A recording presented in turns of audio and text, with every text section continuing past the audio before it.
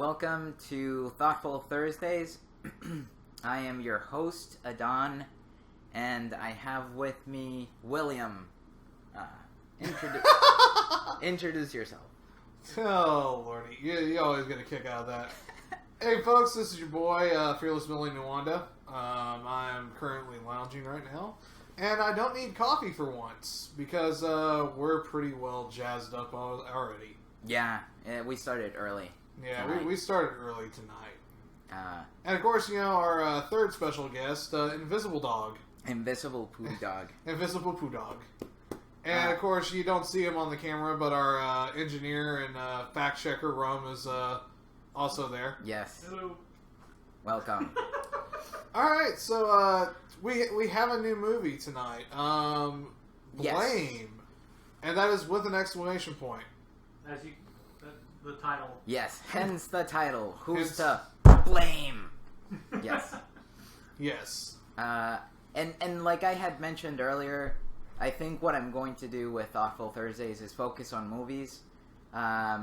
Just because, in my opinion, they are shorter, and so therefore, like, if followers, listeners want to go back, they can easily take an hour and a half to 2 hours to look at the movie, compare what we say, and follow our way of thinking as well.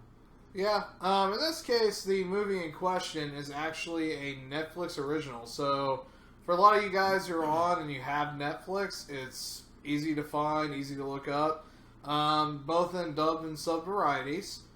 So, as always, as I like to be the warning guy about this stuff, we will be talking a lot of spoilers in this discussion. So, at this point... We need to make a flashcard that we can throw out. True that, Yeah. true Yes. that. But yeah, as always, we're going to be talking some spoilers and whatnot as related to the movie. So, for those of you who are kind of spoiler phobic, now is your time to go watch a movie. In the meantime, you can just freeze it up, put on some Jeopardy music, and We'll wait. just, Just listen to all those duck noises. yeah, Yes. listen to all those duck noises. That's Wah, right. wah, wah, wah, wah, wah. In the meantime, matter of fact, here, let me just give you a sultry pose real quick. That's right. Are you good? Yeah.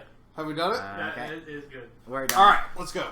So, Blame. I brought some handy dandy notes because I think this movie has much more. Well, it has content that I think needs to be explained in order. So, the story takes place in a future it's a dystopian future where it's picture Skynet from Terminator winning the battle. And so humans are almost extinct. And they only talk about a contagion, which is, in other words, the machines taking over. The contagion is this supposed virus that gets into the machines, and the machines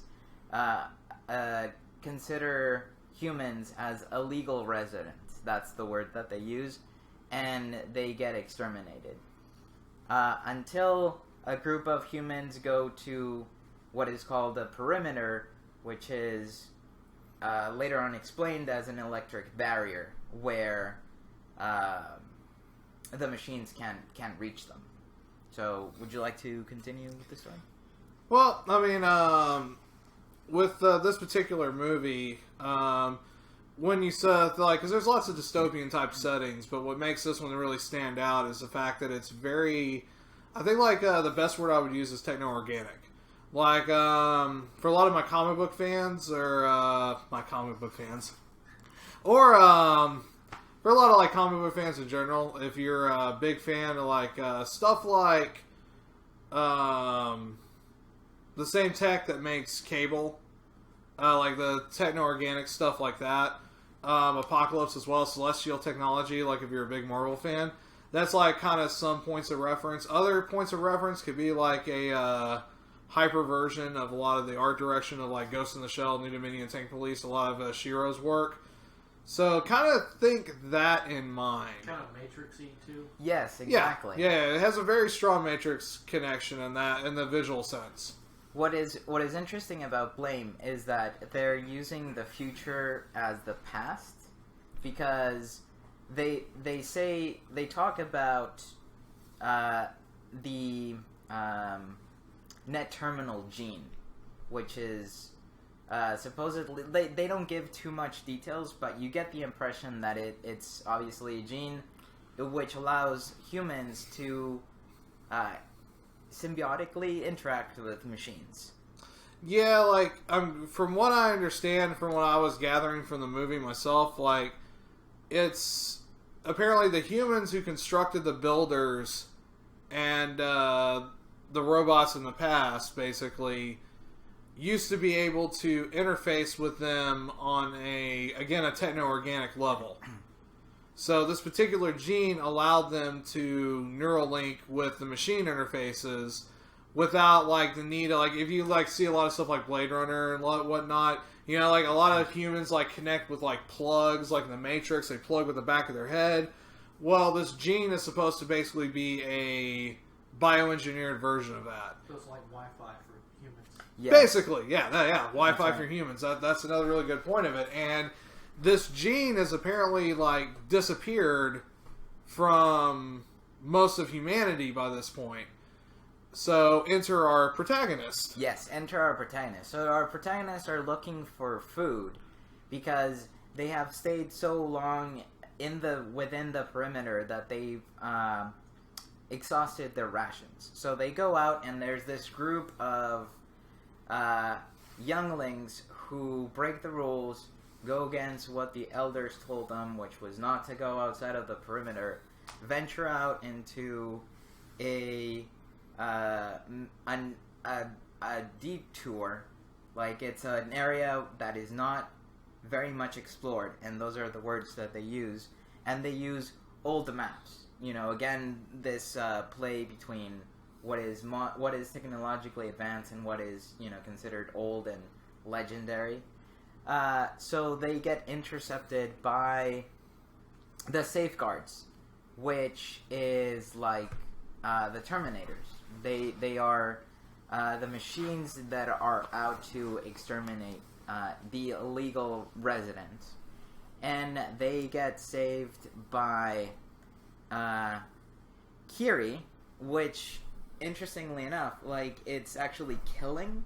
If you look at the cast and you see the sub, it's killing. But in the dub, they say Kiri. Yeah, that's mainly due to Japanese pronunciation conventions. L's are kind of difficult, so a lot of times they go with an R kind of deal instead. So yeah, that's I figure for like more than likely it was probably just easier on the part of the dub studio to just keep the naming convention of Kiri instead of Killy. Yeah, which is what it really is. That's why the whole joke of flied lice goes around. Yeah. So, but I thought that was interesting because imagine like this whole movie is like, oh, Killing saved us. Yeah. Because that's one of the parts, like, oh, Mr. Kiri saved us.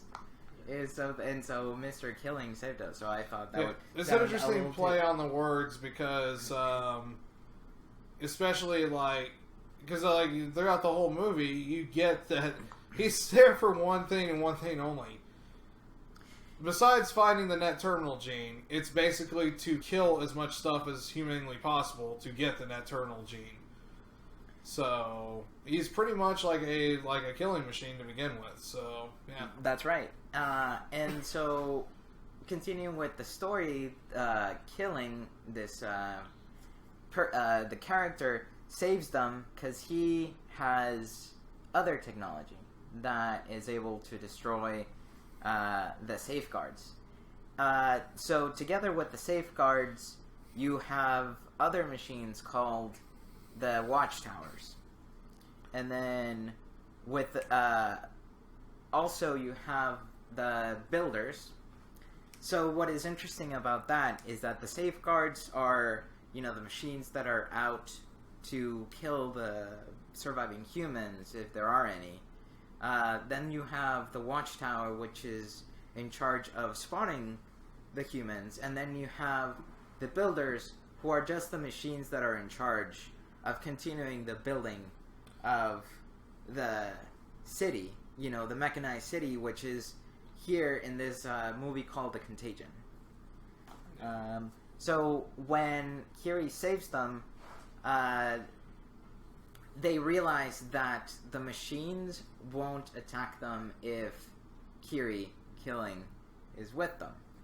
And I thought that was interesting because, going back to my analytical psychology rant, Jung always talked about the female and the male getting together to form a whole individual.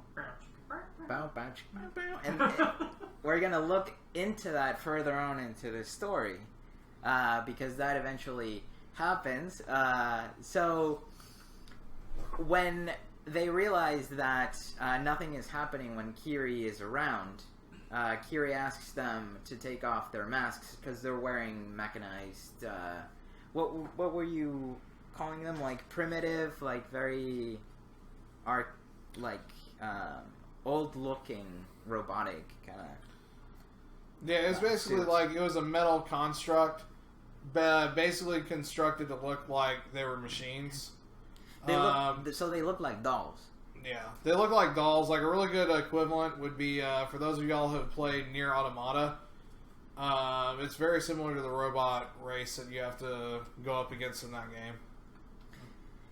And what I thought was interesting is that if you consider like the machines being a contagion, that is a very similar idea to what Lucas does with Star Wars, at least in the beginning, right? Where we don't talk about the prequels. Exactly, not the prequels, just the beginning. There's only one prequel right now. That is Rogue One. There you go. Exactly. Rogue One is the only prequel that exists. Yes. So, Darth Vader is consumed by technology, so therefore, like, bad. Technology, bad. So, it's interesting that Kiri calls himself human when our protagonists ask him if he's machine or human, even though the machines don't react to him. And if we think about it, and we know that there's a gene that can have interface with technology, we conclude that he has that gene, and so he's looking for others who have this gene. So if we consider killing as an idea, as an archetype, which is the word that Jung uses, which is an ideal, you see that Kiri is the ideal of the masculine. He's the masculine part in the masculine and feminine, and so he's there to save them. But I'll get back to how he gets together with the female aspect, because that changes the whole course of what our protagonists do towards the end to survive. So killing goes back with them to the perimeter because our protagonists tell him that maybe the elders know if there's someone with the net terminal gene. So the elder, when they get to the perimeter, the elder tells Killing that he's heard of something like that in the rotting shrine, which is a level below them. And so I thought that was interesting because Jung talks about the unconscious and about how you go inside. He talks about a lot of examining your dreams and what your dreams tell you. Your unconscious is trying to communicate you. So in actually many video games, many legends, folklore, fairy tales, you have to go underground. You go under to find that treasure difficult to acquire, which is the objective for them to survive. And so they go down to the rotting shrine, and that's where they find the female aspect, which, again, with the play of words, it's Shibo, but it's spelled Cibo. So it's Sibo, but like in the Japanese pronunciation, it would be Shibo. Yeah. And what I thought was interesting is that Shibo in Japanese means grain, as in a grain of wheat or corn or whatever. So again, it's the food that they're looking for, going under. And another thing that is interesting is that killing one of our protagonists asks him, where is he from? And he says 6,000 levels below. So I thought that was odd. Like, why would it be so exaggerated? You know, like, think 6,000? And going back to what we were talking about in the King of Thorn, and about numerology, and about how in anime they play around a lot with 6, with 4, with 8. Like we talked about that too with Your Name, where it's 2 and 4 and 8, and so he's in level 6 when Kiri goes into the village and he talks with the elder. The elder tells him that the village started at 400, but now they have gone all the way down to 150. So again, it's from 6 to 4 to 150, you know, from 2s. So continuing with the story, Shibo apparently is a scientist from the previous generations, and she has been waiting for a long time to be found. And again, we find this theme in mythology and all of the stories, you know, like where there's fantastical use. So it's the maiden that has been found, that has been waiting, that has been longing for someone to find her. You know, it's and so Kiri in this case is the prince that finally finds Rapunzel, for example, that has been waiting in the tower. So what I thought was interesting with the perimeter is that the perimeter is an area that protects our protagonists, and it also isolates them. So they're surviving, but at the same time, they're not venturing out. They're not moving, so they're not evolving. So again, if we see this whole story from a more mythological point of view, like we have our protagonists in the beginning that are going against the elders, which in my opinion is the going against tradition. So they're looking at different ways of evolving, and what is another way of saying like solution? It's alternative, like we were discussing in King of Thorn.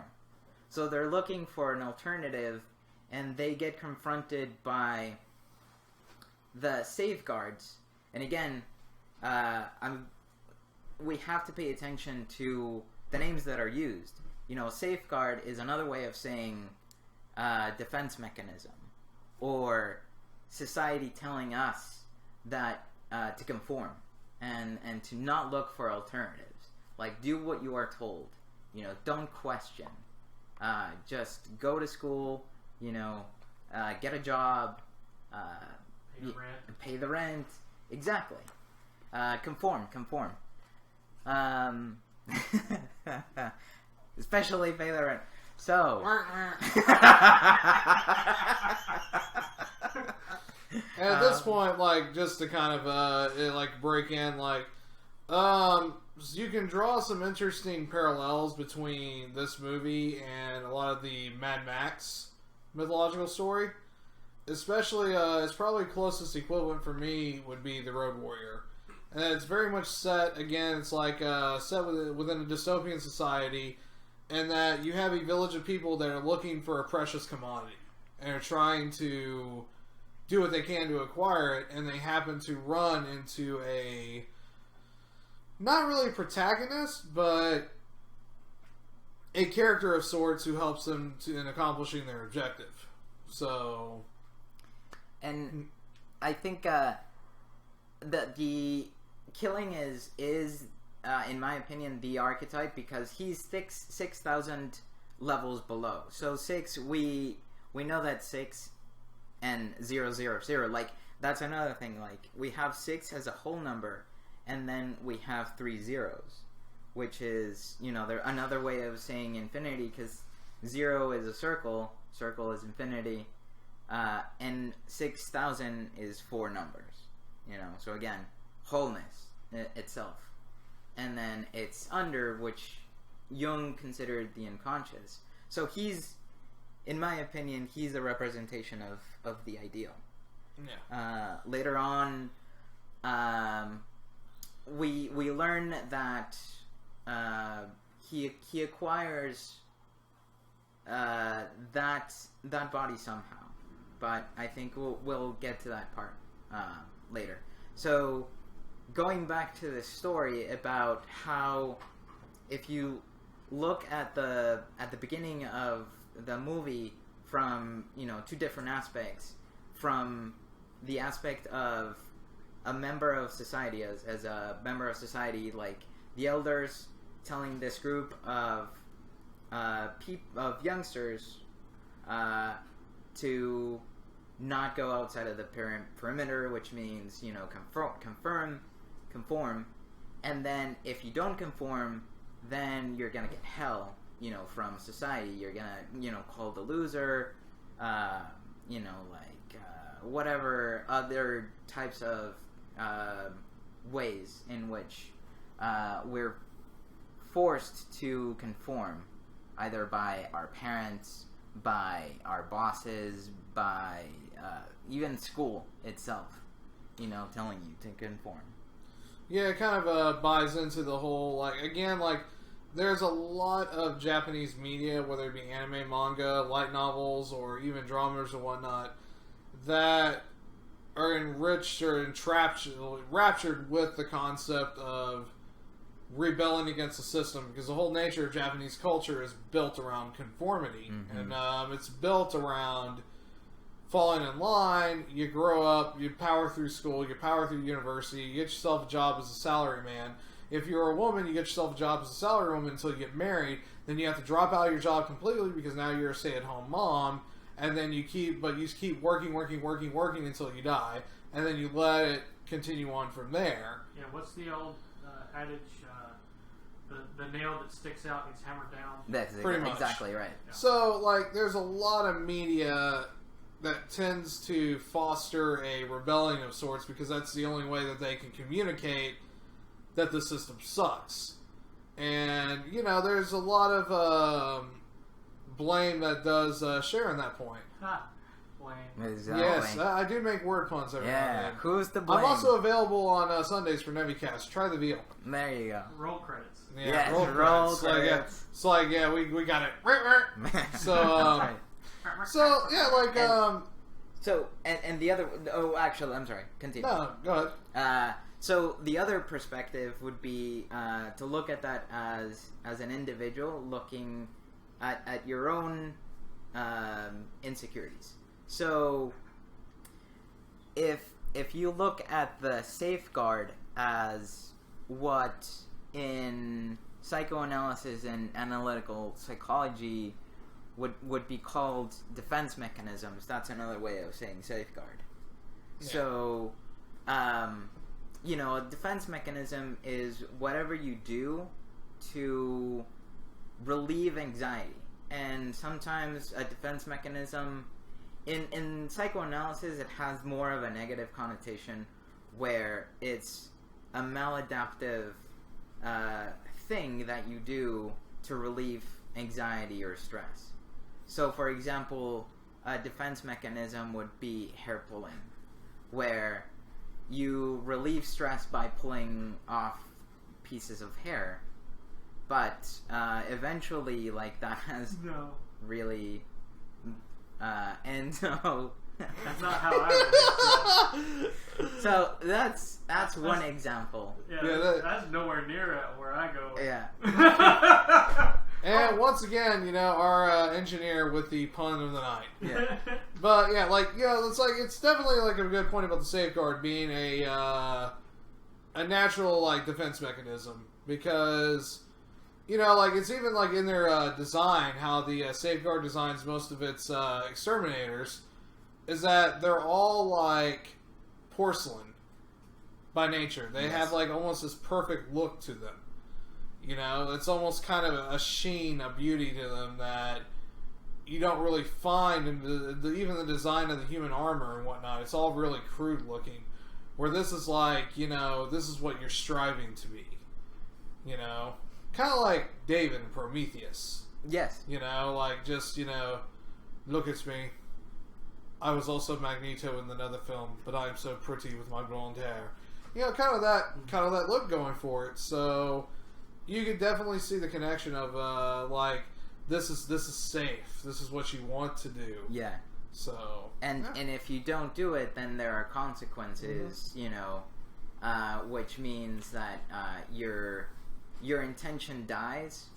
You know, your idea to evolve, to move forward is stamped down like the nail, right? And that's why it has more of a negative connotation, because a defense mechanism is only that. It's only used as a defense, but not to move forward. So again, you have the watchtower, which is constantly on top of you. Like, another way of seeing that, it would be Big Brother. You know, that is constantly telling you, we're watching you. And then you have the builders, which is whatever environment you live in. You know, like, let's say Dallas, you know, you live in, or San Antonio, and there's a way of acting. And so, I'm from Boston, and in Boston, people are incredibly cold compared to the people in the South. Because they're in Boston. And they're in Boston. And that affects the mood. And so people don't... Everybody's hot-headed around here. Yes. People... It's so goddamn hot. And that seriously affects the way people interact with each other. Because here, it's perfectly acceptable to say, hello, good morning, how are you? And to talk to one another. Like, let's say you're in the line in the supermarket. It's not weird to talk to the person that's in front of you. In Boston, it would be weird. Like, it's weird for me. What's wrong with you? I'm just really weird like that, though. Yeah, it's just, you know, and drawing it back even further, you know, because like you do have the unification of the feminine and the masculine through Sivo and Killy. And it's like never, like, the one thing that the movie doesn't go is that you don't really get the sense of it being a romantic situation. You get the sense that it is a union that is more born out of desperation than anything else. Well, I think that was an interesting take on this movie, because in analytical psychology, Jung calls hit the feminine aspect the anima, and the masculine aspect animus. And so these are, because they're archetypes, they are beyond human emotions. So if they were to unite physically, then that would more or less defeat the purpose. They're not archetypes anymore. They are ordinary human beings. So, so I thought that was pretty neat. Yeah. So in the end, so continuing with the story, eventually one of the robots infiltrates into the camp, and that's. I thought that was also a very clever way of making it into, or having a psychological perspective, because to me that would be the equivalent of having that idea that reflects in insecurities.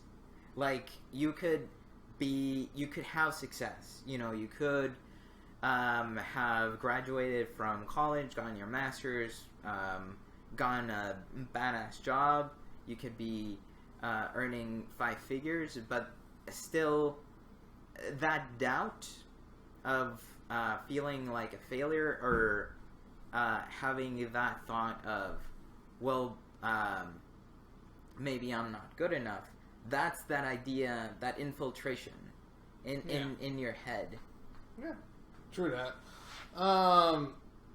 You know, and it's also pointed out, like, they made it a point to, of course, like, they went for the best friend trope. And that they, the infiltrator ends up taking the form of the best palsy of the main female protagonist of the story. And not only that, but of course it sets up another situation where you also, like, inflict trauma psychologically upon one of the male protagonists because he just wubs her to death. You know, so. And that could even be, like, locked into, you know, like, this is your idea, like, now we're going to take it from you, we're going to snuff it out, and, you know, you're going to have to be, you're just going to have to deal with it. That's right. That's exactly right. And then Shibo, which is the female aspect, which Jung always associated to be closer to the unconscious, actually goes into what I thought was also pretty interesting, the reserved world. I don't know if you remember that. Yeah. She goes into the reserved world where Shibo speaks to the authority. You know, and again, these names are not an accident. They have a purpose in the movie. So the authority is, I think, very neutral. It's a neutral name. It doesn't have any negative, or it doesn't have to be negative, and it doesn't have to be positive either. It's just the authority, which, you know, in analytical and psychoanalytical psychology is the equivalent to the ego. Yeah. Well, I mean, like, it does explain that the authority is the acting, like, should I say, soul of the safeguard. Right. But you have to also look at the fact that the safeguard and the authority in actuality are not really, like, necessarily antagonists. They actually have a neutral standing. Like you said, it's just that their programming has been corrupted. Hence the fact that they feel that they have to exterminate anyone who does not have the terminal gene. Yes. So, because I mean, like, there's a scene in the movie where Sivo is, like, unable to access the net terminal because the actual terminal itself, the synthetic one, was pretty much destroyed. Mm-hmm. But she was able to access a map that could get them to where they needed to go in the future. So to where even where Kiri, because, like, Kiri does one of those, like, I'm going to go off and be, like, victorious and go fight into the night to give these people a chance to go home. Mm-hmm. Kind of like, again, Mad Max Beyond Thunderdome. Mm-hmm. It's set up to where, like, because dude's pretty much immortal, like, he can find the troop of descendants and grab Sibo and go on his way. Because at one point in the movie, you find out that he was actually a former Safeguard exterminator himself, but his body was somehow captured and reprogrammed with the ideal of finding somebody with the net terminal gene so they could finally reverse the process. So you get kind of the impression that this takes place like centuries and centuries, thousands upon thousands of years into Earth's future. What I like about this movie is that it just gives you just enough information, just a titillating amount of information where you can go so many different ways, because the way I interpreted it is that he was human, because they ask him, what are you? And he says human, so I think that he's one of the last people with a terminal gene, net terminal gene. And so he was within the contagion. He was with the authority, but something happened, and something woke him up, and therefore he's looking for other people who have the net terminal gene. That's the way I saw that. Yeah. I mean, that'd probably be the safest way to interpret it, just based off of the anime content that we've seen so far. Because I know last week I kind of went extensively into a little bit of the manga versus the anime storylines, like with King of Thorn. With this one, there's not a whole ton of material out because of the fact that, like, Blame is another one of those. It's based off of a really small run manga. Didn't really have a whole ton of life in it when it was released in Japan, which is why they instead kind of from what I understand, they cobbled together several different storylines and made the storyline of the movie. And it's pretty much set up to where it could continue, but also if it's the only movie they make, it's perfectly fine as well. Yeah. So, yeah, that was another thing that I really enjoyed about the movie, because I hate movies when they that leave you hanging, like not knowing exactly what's going to happen. Yeah. Or TV shows. Or TV shows. They That's have right. cliffhanger endings and then expecting to get a next season and then Nothing. Yeah. We're looking at you, Angel. No, I'm looking at Lois and Clark: The New Adventures of Superman. Yeah. Okay, we're looking at y'all too. Yeah. Daredevil. That's coming back though. Okay. Yeah, I was gonna say that always comes back though. Good. Yeah. Although that would be that would be kind of hilarious. Just Right. like Daredevil. It's like, all right, we got a cliffhanger coming up, and it's like, well, Daredevil's been canceled by Netflix. He's in the Defenders now. That's right. That's what I'm worried about. That it'll get lost in, Yeah. No, whatever. it's too much of a moneymaker for them. So. Good. Well, I think at this point, we have sufficiently discussed. Well, what happens in the end is that Shibo gets to talk with the authority, and so she gets from the authority a map in which the survivors can go into the middle level, which I thought was a pretty neat idea, because that would mean that they're looking for the middle ground. This idea that not too much technology and not too much isolation either. And it also plays into a lot of fantasy references as well, because of you have the Norse connection with Midgard, and you also have the Tolkien connection with Middle Earth. That's right. Because a lot of the stories, like throughout mythology, fantasy, sci-fi, they reference the safe zone to always be middle something. So that's another really good way to look at it as well. That's right. And there are several other things that little tidbits, but as William mentioned, I think we've done enough with this Thoughtful Thursdays.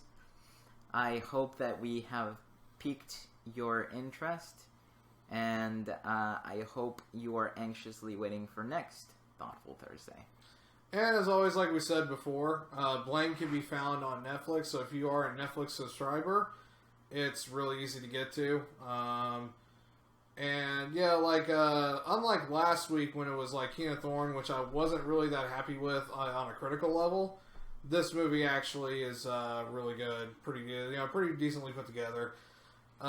Even with its 3D animu type stuff. Appleseed. It's very much think less Berserk, more Appleseed. That's right. Let's go with that. But